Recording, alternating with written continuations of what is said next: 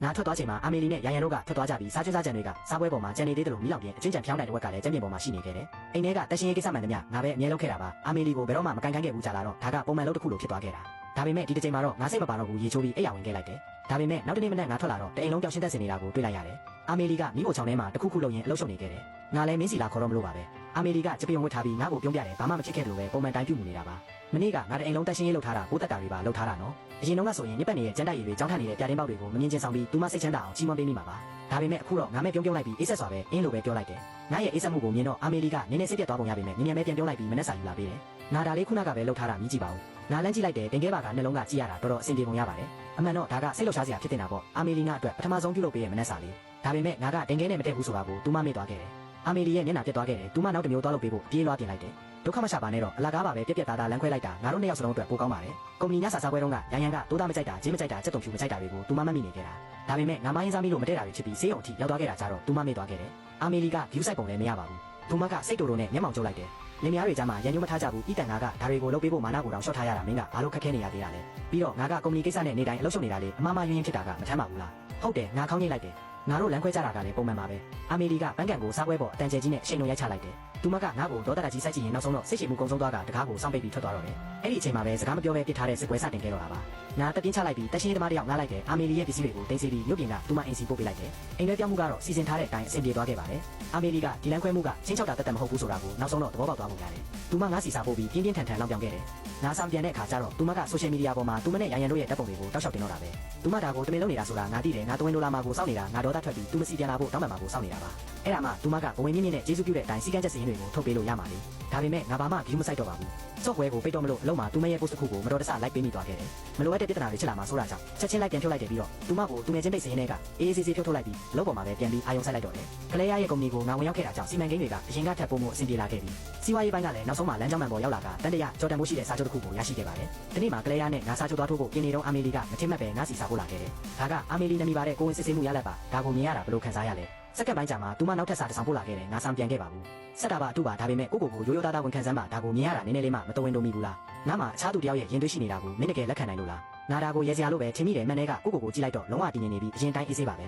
။ငါရဲ့စမတ်နာရီမှာတော့နှလုံးခုန်လုံးကလုံးဝမပြောင်းလဲတာကိုပြနေခဲ့တာ။အာမေလီအခြားသူတယောက်ဤပိုင်ဆိုင်မှုဖြစ်သွားခဲ့ပြီဆိုသည့်အချက်ကိုငါလုံးဝလက်ခံထားပြီးပါပြီ။ငါဆောင်ပြန်တော့ဘူးလို့လုပ်ပေမဲ့ရန်ရန်ငါ့ကိုစက်တက်ရန်စော့နေတာကိုတတိယသွားပြီးပုံမရှုပ်ထွေးတဲ့ပြဿနာတွေမဖြစ်ချင်တာကြောင့်သူမကိုတတိပေးလိုက်တယ်။ဒါနဲ့မင်းမရေးစားတရားနေပြီဆိုတော့ဒီလိုစာမျိုးတွေမပို့တာပိုကောင်းမယ်သူအချင်းလဲသွားလိမ့်မယ်။ငါစာပို့လိုက်ပြီးနာရီဝက်လောက်ကြာမှအာမေလီစာရဲ့နေကြောင်ပြသတဲ့တင်ကေတလေးကမိနစ်ပေါင်းများစွာပေါ်လာလိုက်ပျောက်သွားလိုက်ဖြစ်နေခဲ့တယ်။ဤတန်ဟန်ဆောင်နေတာတွေရက်လိုက်ပါတော့မင်းဒီလိုဟန်ဆောင်နေတာဘယ်လောက်ကြာမလဲကြည့်ကြတာပေါ့။မင်းကကိုမချစ်တော့ဘူးဆိုရင်ဘာလို့ view ဆိုင်နေရတာလဲမင်းက post ကိုတိတ်တဆိတ်လိုက်ပေးတာငါမသိဘူးမထင်နဲ့။ငါပြန်မပြောနိုင်သေးခင်မှာပဲအာမေလီကဆက်ပြောခဲ့တယ်။ရန်ရန်နဲ့ငါကြားမှာဘာမှမဖြစ်ခဲ့ပါဘူးဒီချိန်တွေမြသူကငါတို့ပြန်ဆင်ပြေအောင်ကူညီပေးနေတာပါ။သူမျက်နှာကြောင့်ငါမင်းကိုနောက်ဆုံးအခွင့်အရေးတစ်ခုပေးမယ်။ငါပေါ့ပေါ့ပါလေးရေမောလိုက်ပြီးဟင်းကျေးဇူးပါပဲလို့ပြောကဖုံးချလိုက်တယ်။သူမအတင်းပြအားပေးရင်ငါဒူးထောက်ပြီးပြန်လာလိမ့်မယ်လို့ထင်နေတော့မှဖြစ်ပါလိမ့်မယ်။ဒါပေမဲ့ကိစ္စမရှိပါဘူးနောက်ဆုံးတော့သူမသဘောပေါက်သွားမှာပါ။ငါသူမနဲ့တကယ်ကိုပြည့်စဲသွားခဲ့ပါပြီ။ငါသူမစီပြန်မပြေတော့ပဲငါလုပ်ပေါ်မှာပဲအာယုံဆိုင်လိုက်တယ်အဲ့ဒီညမှာကလေးရနဲ့ငါစာချုပ်ကိုအစီအပြေပြေချုပ်ဆိုနိုင်ခဲ့ပါတယ်။သူမကအလွန်ဝမ်းသာသွားပြီးလုပ်ငန်းရှင်အဓိကလူချိုးနဲ့ငါ့ကိုမိတ်ဆက်ပေးခဲ့တယ်။မိတ်ဆက်ပေးစမှတင်ကလေးရကငါ့ကိုသူမရဲ့စီးပွားရေးဖက်ဆက်ပါနာပါလို့တိုက်ရိုက်ပြောပြခဲ့တယ်။သူတို့အားလုံးကငါ့ကိုအမှန်တကယ်လေးစားစွာနဲ့ဆက်ဆံခဲ့ကြပါတယ်။ငါစိတ်ထဲတော်တော်လေးကြည်နူးကုန်ယူမိတယ်အာမေလီနဲ့ရှိစဉ်တုန်းကလည်းသူမနဲ့အဆင့်တူလူများကြီးနဲ့တွေ့ခဲ့ဘူးတာပါ။ဒါပေမဲ့သူမကငါ့ကိုပါတနာတယောက်လိုမဟုတ်ပဲဘာမှမသိတဲ့ဝန်ထမ်းတယောက်လိုပဲအမြဲမိတ်ဆက်ပေးခဲ့တာ။ကြာလာတော့အဲ့ဒါကလူတွေကိုငါ့ပေါ်မလေးမစားဖြစ်လာစေခဲ့တယ်။ဒါပေမဲ့ငါသူမကိုပဲအပြည့်အဝပြည့်မတင်နိုင်ပါဘူး။မှန်ပါတယ်။သူမမားခဲ့တာပါဒါပေမဲ့ဒီနှစ်တွေညဒါတွေကိုခွင့်ပြုပေးခဲ့တာငါကိုယ်တိုင်မဟုတ်ဘူးလား။အရက်နဲ့ငယ်တောက်ပြီးနောက်ငါအဲ့ဒီလူတွေနဲ့တကယ်အဆင်ပြေသွားခဲ့တယ်ငါတို့စောစောစီးစီးတွေ့ခဲ့တဲ့နေလို့တောင်ခံစားရတယ်။စကားပြောနေရင်သူတို့တွေကတယောက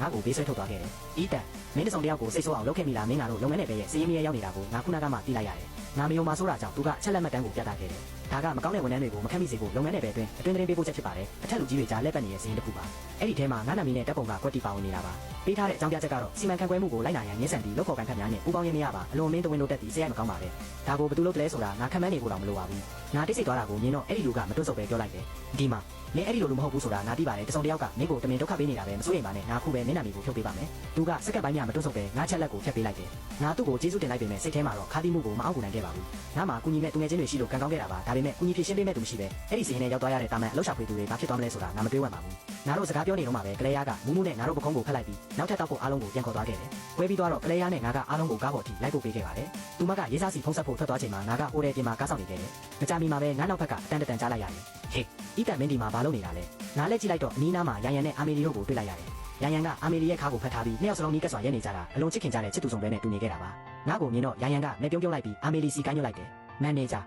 ငါသဘောပေါက်ပါပြီအီတန်ကမန်နေဂျာစီလာတာဖြစ်ရမယ်မင်းတို့နှစ်ယောက်စကားပြောလိုက်ကြပါဦးငါနေရာဖယ်ပေးပါမယ်သူထွက်သွားခြင်းဟန်ဆောင်လိုက်ပေမဲ့ဘယ်မှထွက်သွားဖို့ဆန္ဒအမှန်မရှိတာကိုငါသိနိုင်ခဲ့တယ်ထင်တဲ့အတိုင်းပါပဲအာမေလီကသူ့ကိုပြန်ဆွဲလိုက်ပြီးသူ့ရင်ဝင်နဲ့တိုးဝင်ကငါရှိမှတင်ကြွားလုံးထုတ်နေခဲ့တော့တာပါနင်ကသူစိမ့်လည်းမဟုတ်ပါဘူးရှက်နေဖို့မလိုပါဘူးအာမေလီကငါ့ကိုမန်ပါပါကြည့်လိုက်တယ်ဖုံးကွယ်စရာဘာမှမရှိဘူးလို့မင်းပြောခဲ့တယ်မဟုတ်လားဒါဆိုပါလို့ဒီရောက်နေရတာလေဒါပေမဲ့ငါမင်းကိုပြောလိုက်မယ်အခုတော့နောက်ကျသွားပြီးအီတန်မင်းအခွင့်ရေးလွတ်သွားပြီသူမရဲ့လေတန်းကထောင်လောင်းမှုတွေနဲ့ပြည့်နေပြီးရန်ရန်နားမှာချွဲနှွဲ့နေခဲ့တဲ့ပုံစံနဲ့လုံးဝကွဲပြားနေခဲ့တယ်သူမအထင်လွဲနေတာကိုငါသိတာကြောင့်အေးဆက်စွာပဲရှင်းပြလိုက်တယ်ငါဒီမှာသူငယ်ချင်းတယောက်နဲ့ညစာလာစားတာပါအခုပြန်တော့မလို့သူငယ်ချင်းနဲ့ညစာစားတာဟုတ်လားရန်ရန်ကတဟားဟားရဲမောလိုက်တော့တယ်တောင်းပန်ပါတယ်အီတန်ငါမထိနိုင်လို့ပါဒါပေမဲ့မင်းလုံးမရှိတာတောင်ဒီလိုနေရာမျိုးမှာညစာသွားဖြုံးတိလိုက်မယ်လို့ငါဘယ်တော့မှမထင်ထားခဲ့ဘူးငါကိုလိန်နေတယ်လို့ဆွဆွဲနေတာသူ့လေတန်းအရငါသိနိုင်ခဲ့တယ်အီတန်မင်းဒီလိုလူမျိုးဖြစ်လာလိမ့်မယ်လို့ငါတကယ်ကိုမထင်ထားခဲ့ဘူးအီမီလီကကျွန်တော်ကိုပို့ပြီးတော့တောင်အထင်သေးတဲ့မျက်လုံးတွေနဲ့ကြည့်လာခဲ့တယ်ကျွန်တော်တိတ်ဆိတ်နေတာကိုမြင်တော့သူတို့အတွက်စကားဖတ်တင်မခံချင်တော့ဘူးအီမီလီကကျွန်တော်ကိုအရှက်ရနေတာပဲလို့ထင်မှတ်သွားပြီးရန်ရန်ရဲ့ခံမှန်းချက်မှန်တယ်လို့ယူဆလိုက်တယ်သူမကအေးဆက်စွာပြုံးလိုက်ပြီးငါစီကထွက်သွားပြီးတဲ့နောက်ဘဝကဘယ်လောက်ခက်ခဲလဲဆိုတာနင်သဘောပေါက်သွားပြီမဟုတ်လားနောက်တရနေပြီလားကျွန်တော်တကယ်ကိုရဲချင်သွားခဲ့တယ်ကျွန်တော်ကလေးရရဲ့ကုမ္ပဏီစီဝင်ရောက်ထားပြီးပြီဆိုတာသူမဘာမှမသိသေးဘူးလေကျွန်တော်ရှင်းပြတော့မဲ့ဆဲဆဲမှာပဲသူမကဟန်ဆောင်ပန်းဆောင်တပြင်းချလိုက်ပြီးအမှန်တမ်းပြောရရင်နင့်ကိုငါမခွင့်လွှတ်ချင်ဘူးဒါပေမဲ့ငါတို့ကအကြာကြီးအတူတူရှိခဲ့ကြတာဆိုတော့ငါမှအချစ်မရှိတာတော့မဟုတ်ပါဘ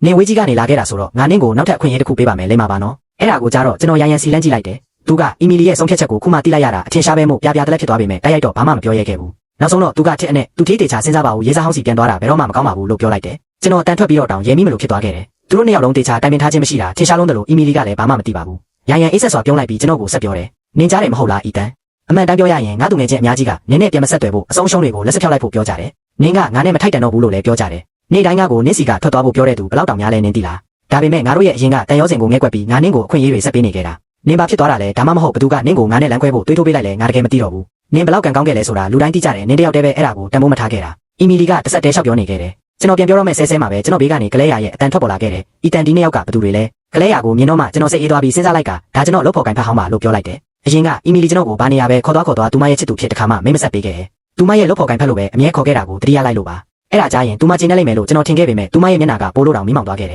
တော်လိုက်တော့အီတန်ကဒီလိုကစားနေတွေကိုစိတ်မပါဘူးနင်ဘာကြောင့်စိတ်ခက်မမကဖြစ်နေလဲငါသိပါတယ်ငါစီပြန်လာရင်နင်ရတို့ကိုပြန်ပေးမဲ့ပြင်ဆက်တော့ရှယ်ယာ30ရာခိုင်နှုန်းမှပေးမယ်လို့ကတိပေးတယ်အဲ့ဒါဆိုနင်ကျင်းနေပြီမဟုတ်လား30ရာခိုင်နှုန်းကျွန်တော်မတုတ်ပြန်နိုင်သေးခင်မှာပဲကလဲယာကရဲမောရင်းဝင်ပြောလိုက်တယ်စော်ရီပဲနော်ငါကတော့သူ့ကိုငါကုမ္ပဏီစီခေါ်ယူပြီးသွားပြီးရှယ်ယာ40ရာခိုင်နှုန်းတောင်ပေးထားတာအီမီလီရဲ့မျက်နှာကခါးမြဖြူဖြော့သွားပြီးမှတခုခုကိုသဘောပေါက်သွားတယ်လို့ခက်စိမ့်စိမ့်ကြည့်လိုက်တယ်အီတန်တေချာစဉ်းစားပါကုမ္ပဏီတိုင်းကအတူတူမဟုတ်ဘူးကိန်းကနန်းတစ်ခုတည်းနဲ့ဘာမှမတက်ရောက်ဘူးကလဲယာရဲ့ကုမ္ပဏီဟာသူမကုမ္ပဏီလောက်မတမာဘူးလို့အတိတ်ပဲတက်ရောက်အောင်အတိအတာကြီးပြောလိုက်တာပါကျွန်တော်ညင်းမနေတော့တယ်လို့ကလဲယာကလည်းရန်စတာကိုမပါခဲ့ပါဘူးသူမကအီမီလီကိုလုံးဝဥပိ္ပခါပြုပြီးကျွန်တော်ကိုမေးလိုက်တယ်ဒရိုင်ဘာရောက်ပြီလားကျွန်တော်ဖုန်းကြည့်နေတော့ဒရိုင်ဘာယူနီဖောင်းဝတ်ထားတဲ့သူတယောက်ပြေးလာခဲ့တယ်သူထေးကျွန်တော်စီးနှင်းမှုမြောက်ဝေးရေးဒရိုင်ဘာပါကားကပဲမှလဲငါကားကပေါ်လွင်လုံးနဲ့သူ့ကားကိုမောင်းပါကလဲယာကကျွန်တော်ဘက်ကိုခေါင်းညှိပြလိုက်တယ်ကျွန်တော်အများကြီးမစင်စားတော့ပဲတောထုတ်ပြီးလွှဲပေးလိုက်တယ်2မိနစ်အတွင်းမှာပဲဒရိုင်ဘာကအပြည့်စုံပြင်ဆင်ထားတဲ့ပေါ်ရှိဒါနဲ့ထည့်လိုက်ခဲ့ကားကြီးကိုစိုးရိမ်တကြီးနဲ့မောင်းထုတ်လာခဲ့တယ်သူထေးဒီကားကမိုက်လာကြီးလားအများကြီးကုန်ပါပဲကျွန်တော်သဘောပေါက်သွားပြီးကားကိုမျက်လုံးရောင်တောက်ကစိုက်ကြည့်နေတဲ့ရန်ရန်စီလန်းကြည့်လိုက်တယ်အီမီလီကတော့ဘာတွေတွေးနေလဲမသိပဲစဉ်းစားကန်းဝင်နေခဲ့ပြီးသူမရဲ့မျက်နှာမူရာကလည်းမကောင်းပါဘူးကလဲယာကသဘောကျစွာပြုံးပြီးပြန်ဖြေလိုက်တယ်တိတ်မစည်းကြီးပါဘူးဒေါ်လာနဲ့သိန်းကျော်လေးပါအီတန်အတွက်ကုမ္ပဏီဘောနက်စ်ပါပဲ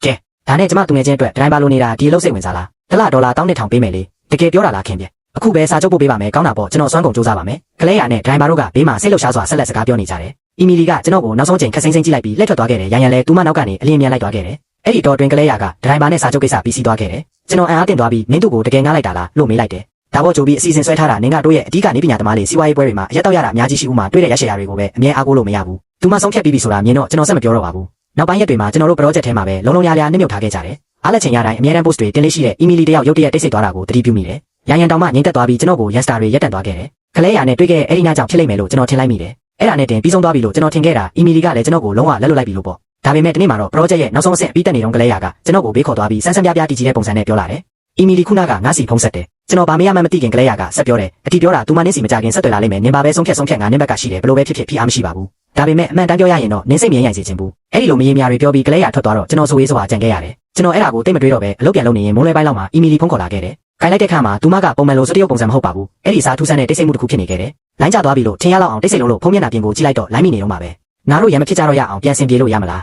ားခါမြကြပြီးနောက်အီမီလီရဲ့တားရှားရအတန်ထွက်ပေါ်လာခဲ့တယ်ကျွန်တော်တကယ်ရဲချင်သွားခဲ့တယ်သူမကကျွန်တော်ကိုစိတ်ကောက်နေတာလို့ထင်နေတော့မဲလားကျွန်တော်တိတ်ဆိတ်နေလိုက်တယ်အီမီလီကဆက်ပြောတယ်ငါခုနကနင်းသူငယ်ချင်းစီဖုန်းဆက်ခဲ့တယ်နင်ကအရင်ကသူမနဲ့ကုမ္ပဏီအတူတူထောင်ချင်ခဲ့တာပါလို့ပြောတယ်ဒါပေမဲ့နင်ကငါ့ကိုပဲရွေးချယ်ခဲ့တာနင်ကအတွက်ဘယ်လောက်တောင်ဆွတ်လွတ်ခဲ့ရလဲဆိုတာငါမသိခဲ့ဘူးငါဝန်ခံပါတယ်ရန်ရန်ဝင်လာကြတဲ့ကငါနင့်ကိုအများကြီးပြစ်ပယ်ထားခဲ့မိတယ်ဒါပေမဲ့ငါတို့အတူတူရှိခဲ့တာ10နှစ်တောင်ရှိပြီလေမင်္ဂလာဆောင်ဖို့တောင်တိုင်ပင်ထားကြတာ10လတာကိစ္စလေးတစ်ခုနဲ့ဒီဟာအားလုံးကိုတကယ်ပဲဆုံးဖြတ်တော့မှာလားစကားတောင်အနိုင်နိုင်ပြောနေရတယ်လို့သူမရဲ့အတန်ကတုံရင်နေခဲ့တယ်ကျွန်တော်ရက်တန့်သွားပြီးအဲ့ဒီ10နှစ်ကိုပြန်စဉ်းစားမိလိုက်တယ် ဟုတ်တာပေါ့တိတ်ပြီးခဏမနေခဲ့ရင်မဲ့ကျွန်တော်တို့အမြဲမိတွေခဲ့ကြတယ်ခက်ခဲတဲ့အချိန်တွေမှာအားပေးခဲ့ကြတယ်ဘလောက်ပဲနာကျင်ပါစေအခက်ခဲတွေကိုဘေးချင်းရှင်ပြီးကြောက်ခက်ခဲ့ကြတာပါတခါကရင်းနှီးမြှုပ်နှံသူနဲ့သဘောတူညီချက်ရဖို့အရက်သုံးပလင်းအတင်းတောက်ခဲ့ရဘူးတဲ့နောက်ဆုံးမှလမ်းတောင်မလျှောက်နိုင်တော့ဘူးကျွန်တော်သတိမလစ်မီလေးမှာပဲအီမီလီငိုနေတာလက်တစ်ဖက်နဲ့ကျွန်တော်ကိုတွဲထားပြီးနောက်လက်တစ်ဖက်နဲ့ကိုရဆက်တခေါ်နေတာကိုမြင်ခဲ့ရတယ်ဆေးရုံမှာနိုးလာတော့သူမရဲ့တင်းငယ်တဲ့ခနာကိုလေးကိုကြည့်ပြီးလူနာတင်ကားမလာခင်ထိကျွန်တော်ကိုသူမဘလို့များမတွဲထားနိုင်ခဲ့တာလဲဆိုတာအခုထိမြင်အောင်လို့မရသေးဘူးအဲ့ဒီတုန်းကဆေးရုံမှာတပတ်ကြာတောင်းတင်နေခဲ့တာသူမကကုမ္ပဏီကိုလည်းမောင်းနေရင်ကျွန်တော်ကိုလည်းတစ်ချိန်လုံးပြုစုပေးခဲ့တာပါအဲ့ဒီတုန်းကတော့သူမကျွန်တော်ကိုတကယ်ချစ်ခဲ့တာဖြစ်ရမယ်အတိတ်ကိုပြန်တတိယသွားပြီးတခုခုပြောတော့မဲ့ဆဲဆဲမှာပဲရုတ်တရက်ရန်ရဲ့အတန်ဝင်လာခဲ့တယ်အီတန်အီမီလီကိုကျေးဇူးပြုပြီးခွင့်လွှတ်ပေးပါမကြသေးမီကနားလည်မှုလွဲတာတွေအတွက်တောင်းပန်ပါတယ်ဒါပေမဲ့မင်းထင်တယ်လို့မဟုတ်ပါဘူးလို့ကျိန်ဆိုရဲပါတယ်